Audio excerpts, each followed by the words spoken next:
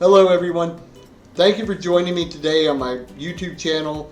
My name is James and I'm an English teacher, and today we're going to talk about a topic that I cover a lot with my students because a lot of my students have trouble understanding the differences among the words listen to, hear, and sound. In fact, a lot of my students don't realize that there is a difference in those words, but they are three completely different verbs. They mean different things and they have different uses. So let's get started.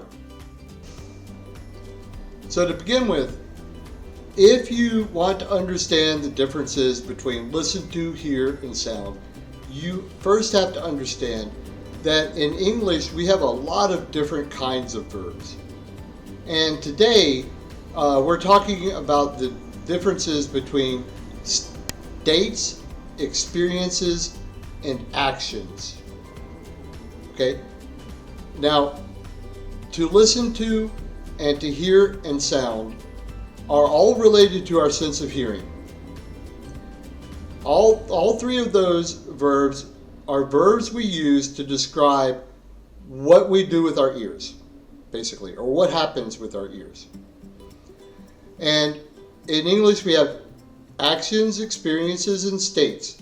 Now, a lot of teachers don't make a difference between experiences and states, but I think it's important to make a difference between states and experiences because I think they're different things.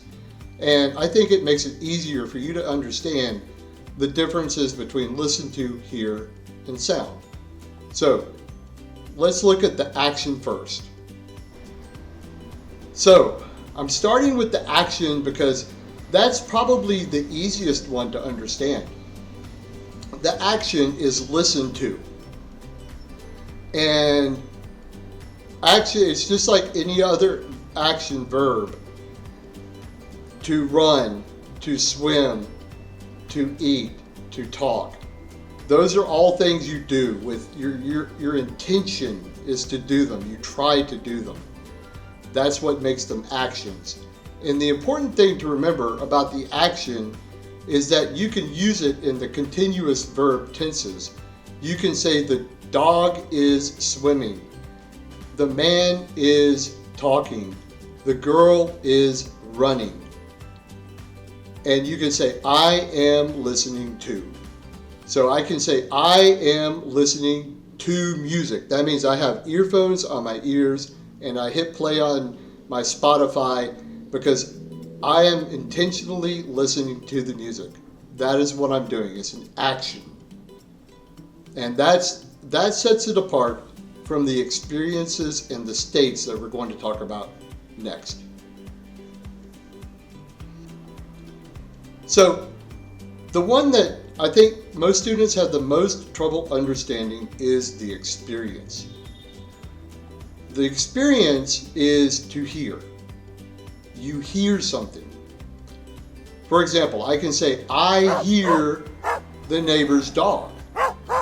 I'm not listening to the neighbor's dog. I don't want to hear the neighbor's dog. But the dog's barking is loud, and I have ears, and the barking hits my ears, and therefore I hear it. But I would love not to hear it. I hear the cars on the street. I'm not listening to the cars on the street. Why would I listen to the cars on the street? I don't want to hear the cars on the street. But it happens. I can't control it. It's a passive experience. So that's the experience, to hear. So if you're talking to someone, and let's say there's a lot of noise going on around you, and the person you're talking to isn't really audible, you say, I can't hear you. I can't hear you. Okay? If you say, I'm not listening to you, well, that's rude. Because when you say, I'm not listening to you, that means they're talking, but you're like, man, I don't want to hear you. I don't want to hear you. You're not listening to them. You're not trying to understand them. That's rude. You need to say, I don't hear you, or I can't hear you. So that's the experience. It's a passive thing. You can't control it. So I can say, I am listening to music and I hear a guitar. because I'm trying to listen to music. I want to listen to the music, and someone in the music is playing a guitar. Therefore, I hear the guitar, but I'm not listening to the guitar. I'm listening to the music. That's probably the hardest one for a lot of students to understand. One more important thing to remember about the experience to hear is that you cannot use that in the continuous form. Only actions can be used in the continuous or the verb ing form. So I can say, I am listening to music, but you do not say, I am hearing my neighbor's dog. It's an experience, it's not an action. So you have to say, I hear the neighbor's dog, not I'm hearing the neighbor's dog. Or I'm hearing you. That's wrong. I hear you. Or I'm listening to you. Or I hear you, but not I'm hearing you. That's grammatically incorrect. So the last one we're going to talk about is the state, which is to sound or sound like. And again, it's not an action, it's a state. It describes the thing. It describes the characteristic of the thing.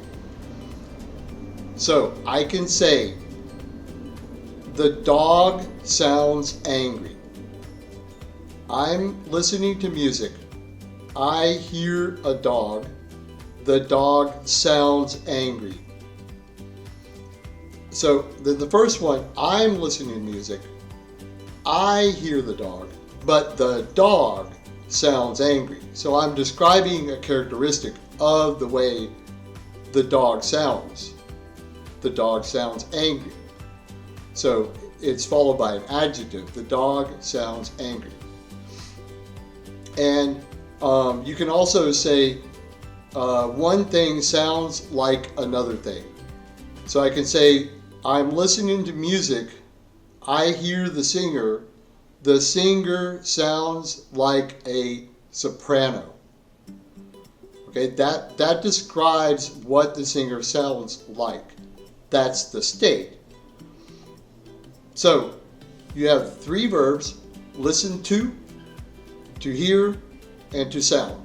Once again, I'm listening to music. I hear a guitar. The music sounds like reggae. So there we have it. I hope the difference between listen to, hear, and sound are clear to you now. I hope you enjoyed the video, and I hope you found it useful. Please hit subscribe on my channel. Next week I'm gonna post another video on a similar topic, again about the way we talk about the way we use our senses, this time the sense of sight. And those verbs are look and see and look like.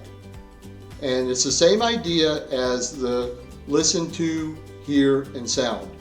Those are states, actions, and experiences. And I'll be posting that next week. But if you have any comments or suggestions, please leave some feedback in the chat. And if you have a question, I'll try to answer it as well as I can. But I hope you enjoyed it, and I hope you keep watching my videos. Thanks a lot. Bye.